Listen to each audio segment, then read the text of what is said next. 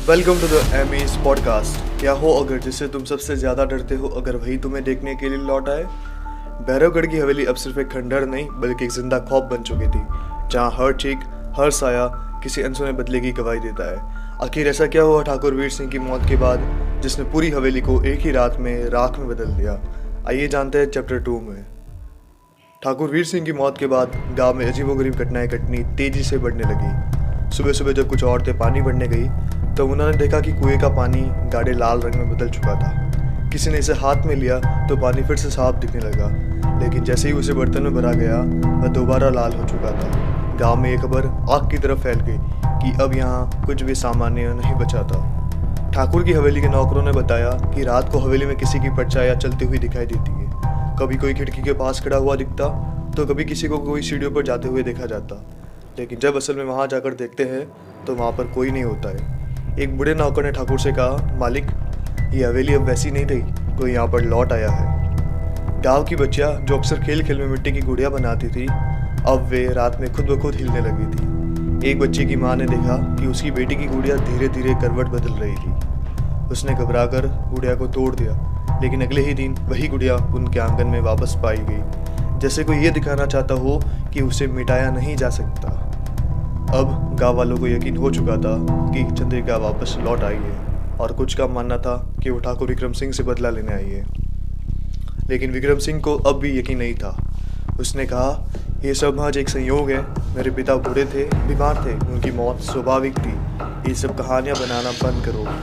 वो गाँव वालों का मजाक उड़ाने लगा और कहने लगा कि अगर चंद्रिका सच में वापस आई होती तो अब तक मुझे भी मार चुकी होती।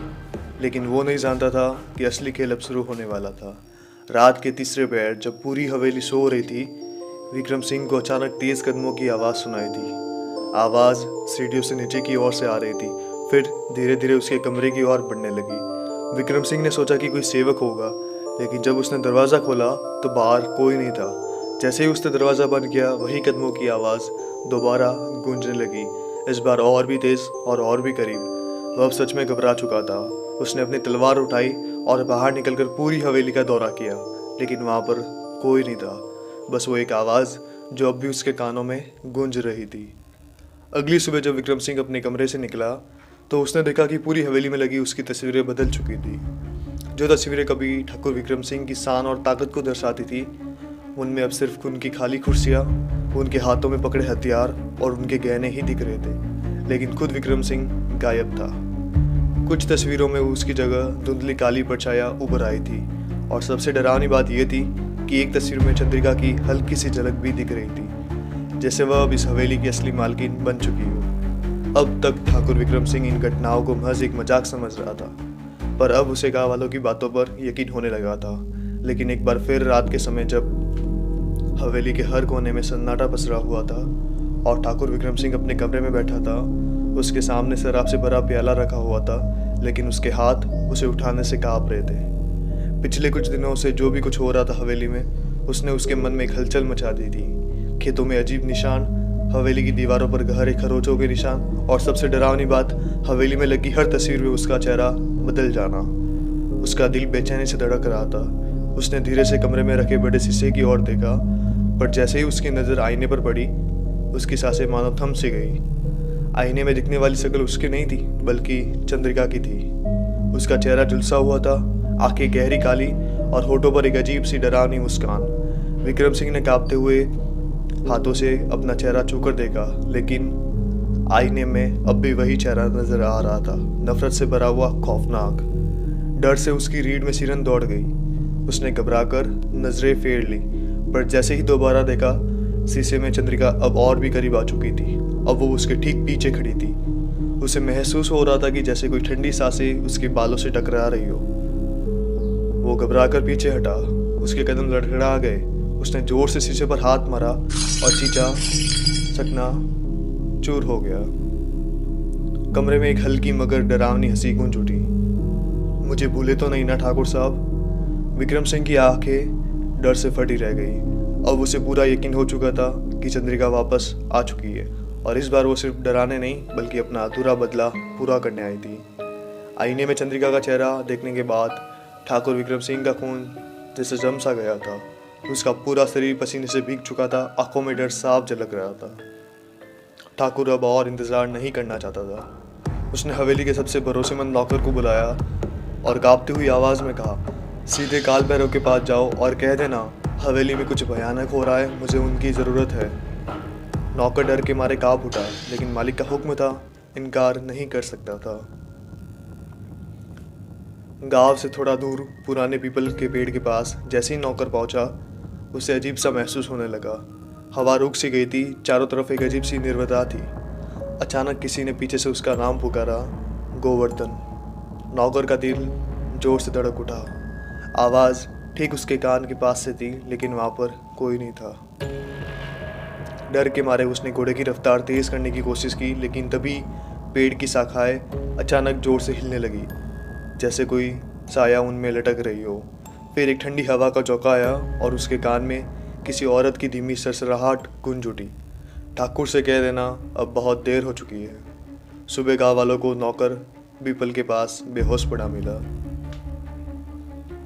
गांव वालों ने जैसे तैसे उसे उठाया और हवेली तक पहुंचाया। नौकर की हालत देखकर ठाकुर विक्रम सिंह का गला सूख सा गया था। अब उसके पास कोई और रास्ता नहीं था। वो खुद तांत्रिक काल भैरव के पास जाने का फैसला करता है।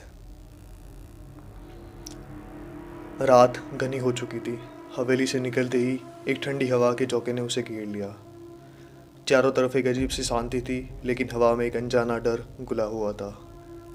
घोड़े पर सवार होकर वो गांव के उस हिस्से की तरफ बढ़ा जहाँ कोई रात के समय जाने की हिम्मत नहीं करता था, शमशान घाट के पीछे का जंगल। जैसे ही ठाकुर ने जंगल में प्रवेश किया, अचानक घोड़ा अजीब तरह से पेशाने लगा। कहीं दूर पंछियों की आवाज़ भी सरसरा रही थी। ठाकुर ने घोड़े को आगे बढ़ाना चाहा, लेकिन तभी ठाकुर किसी ने उसे नाम से पुकारा था। उसने इधर उधर देखा, पर वहाँ पर कोई नहीं था। फिर झाड़ियों में किसी के चलने की आहट हुई। ठाकुर ने तलवार निकाली और कड़क आवाज़ में पूछा, कौन है वहाँ? लेकिन जवाब में सिर्फ एक डरावनी हंसी सुनाई दी, चंद्रिका की हंसी। किसी तरह ठाकुर तांत्रिक के आश्रम तक पहुंचा। तांत्रिक काल भैरव एक काले आसन पर बैठे थे। उनकी आंखें बंद थी, लेकिन जैसे ही ठाकुर उनके पास आया, उन्होंने अपनी आंखें खोल दी। उनकी आंखों में कुछ ऐसा था कि ठाकुर एक पल के लिए कांप उठा। काल भैरव ने गहरी आवाज़ में कहा, तूने बहुत देर कर दी है ठाकुर, वो आ चुकी है अब। ठाकुर ने कांपती हुई आवाज़ में कहा, मुझे बचाओ काल भैरव, मुझे बचा लो। लेकिन काल भैरव ने हल्की आवाज़ में एक बार फिर कहा, अब सिर्फ तुझे नहीं, इस हवेली को भी बचाना होगा, क्योंकि इस बार बदलाव पूरा होगा। तांत्रिक ने एक पल को अपनी आंखें बंद की, फिर एक गहरी सांस लेते हुए बोले, अब बहुत देर हो चुकी है ठाकुर, लेकिन अगर भाग्य ने साथ दिया तो शायद तुझे बचा सकूं। ठाकुर ने बिना कुछ सोचे तांत्रिक के पैर पकड़ लिए। अब उसके पास कोई और रास्ता नहीं था। रात का तीसरा पहर। हवेली घने कोहरे में घिरी हुई थी, लेकिन उसकी दीवारों से कुछ अजीब सरसराहट की आवाज़ें आ रही थी। ठाकुर और तांत्रिक जैसे ही हवेली के दरवाजे पर पहुंचे, दरवाजे खुद ब खुद चरमराते हुए खुल गए, जैसे किसी ने अंदर बुलाया हो। तांत्रिक ने अपनी कमर से एक छोटी सी थैली निकाली और चारों तरफ भस्म छिड़कते हुए मंत्र पढ़ने लगा। लेकिन हवेली के अंदर घुसते ही दरवाज़ा जोर से बंद हो गया। ठाकुर ने घबराकर पीछे देखा। अब कोई और रास्ता नहीं था। अब या तो वो लड़ेगा या मरेगा। अचानक हवेली के हर कोने से धीरे धीरे एक अजीब सी सिसकिया, जो कि रोने की थी, उठने लगी। ठाकुर, अब तो तुझे कोई नहीं बचा सकता। एक ठंडी हवा का झोंका आया और तांत्रिक के चारों तरफ काली परछाइयाँ घूमने लगी। तांत्रिक ने आंखें बंद कर मंत्रों का उच्चारण तेज कर दिया, ओम भैरवाय नमः, ओम काली कल्पाय नमः। लेकिन तभी एक अदृश्य ताकत ने तांत्रिक को जमीन से उठा लिया था। ठाकुर के देखते ही देखते तांत्रिक की हड्डियां मुड़ने लगी और उसकी आंखों से खून बह रहा था, और फिर एक भयंकर झटके के साथ वह हवेली में नीचे गिर पड़ा, बिल्कुल बेजान। अब ठाकुर के रोंगटे खड़े हो चुके थे। उसने चीखते हुए हवेली के दरवाज़ों की तरफ दौड़ लगाई, लेकिन सारे दरवाजे जोर से एक एक करके खुद ब खुद बंद हो गए थे। हर खिड़की पर लोहे की सलाखें उगाई थी, जैसे हवेली ने उसे हमेशा के लिए कैद कर लिया हो। पीछे से वही आवाज़ गूंजी, चंद्रिका की ठंडी डरावनी हंसी। भागने की कोशिश मत कर ठाकुर, अब तो खेल शुरू हुआ है। ठाकुर ने कांपते हुए पीछे मुड़कर देखा चंद्रिका की आत्मा ठीक उसके सामने खड़ी थी। उसकी आंखों में जलती हुई आग, उसके विकृत चेहरे से खून टपक रहा था और उसके होठों पर वही एक डरावनी अजीब सी मुस्कान। तूने सोचा था कि तेरा गुनाह दब जाएगा। हवेली की दीवारों पर खून से लिखे हुए शब्द उभरने लगे, तू भी जलेगा। ठाकुर अब जमीन पर गिर पड़ा। उसका पूरा शरीर कांप रहा था। बचा सको तो बचा लो अपने आप को और इस हवेली को ठाकुर। और फिर अचानक हवेली में चारों तरफ एक भयंकर आग लग गई। हर कोने में आग की लपटें उठने लगी। लकड़ी की छत चरमराने लगी, पर्दे जलकर गिरने लगे। ठाकुर ने फिर से दरवाजा खोलने की कोशिश की, लेकिन अब बहुत देर हो चुकी थी। चंद्रिका की हंसी पूरी हवेली में गूंज उठी। ठाकुर, तूने सोचा था कि तेरा पाप मिट जाएगा, अब वही आग तुझे भी जलाएगी जिसने तूने मुझे जलाया था। गांव वाले दूर से देख रहे थे, लेकिन कोई कुछ नहीं कर सका। गांव वाले हवेली से उठती हुई आग की लपटें देख रहे थे। पूरा आसमान लाल हो चुका था और हवेली से किसी औरत की दर्दनाक हंसी और ठाकुर की चीखें गूंज रही थी, लेकिन किसी की हिम्मत नहीं हुई कि वे वहां जा पाए। अब ठाकुर के चारों तरफ आग थी और वो बुरी तरह चीख रहा था, जल रहा था, मगर कोई उसे बचाने नहीं आ पाया। उसकी चीखों ने पूरी हवेली को हिला दिया था। आखिरी बार जब किसी ने हवेली की तरफ देखा, ठाकुर घुटनों के बल बैठा हुआ था। उसकी आंखें फटी हुई थी और चारों तरफ बस आग थी। सुबह जब गांव वाले वहां पहुंचे तो हवेली सिर्फ राख का ढेर बन चुकी थी।